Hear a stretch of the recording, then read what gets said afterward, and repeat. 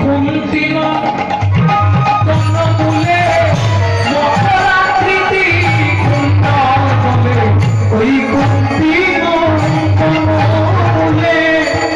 কুন্তি নন্দনকে কোথায় এলাম রে বাবা?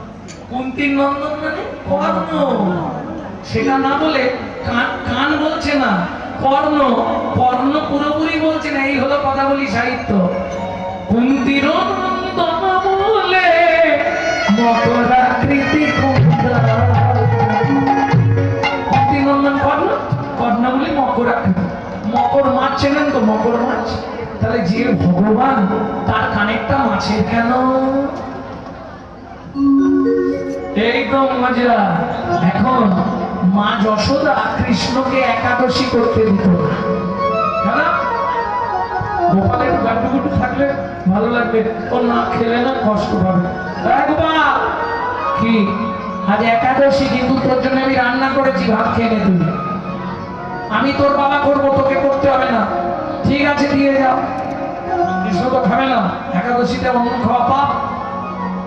একাদশীতে অন্ন পেলে ব্রহ্মহত্যার পাপ লাগে। যারা একাদশী করেন না তাদের কথা বাদ দিয়ে আমি কিছু বলবো না, যেটা ভালো বুঝেন করুন।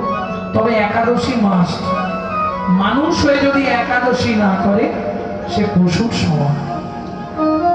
শাস্ত্রে বলা আছে, এ আমার লেখা নয় তো, বেদব্যাসের লেখা। স্কন্দ পুরাণ পরিষ্কার করে দিয়েছে। ভক্তমন্ডলী, ভক্তিমতী মায়েরা, এবার কৃষ্ণ তো অন্নটা খাবে না। যমুনাকে বলছে, যমুনা মা এসে যদি দেখে অন্ন খাইনি, আমাকে পিঠের ছাল তুলে দেবে, যমুনা তুই খেয়ে নে। তোমার মাথা খারাপ হয়েছে, আমি পাপ করবো, আজকে একাদশী। গঙ্গা তুমি খাও, আমি খাবো না। চন্দ্র, সূর্য, বরুণ, দিকপাল সবাইকে বলছে, কেউ রাজি নয়। যমকে বলে, যমুনা তাহলে তুমি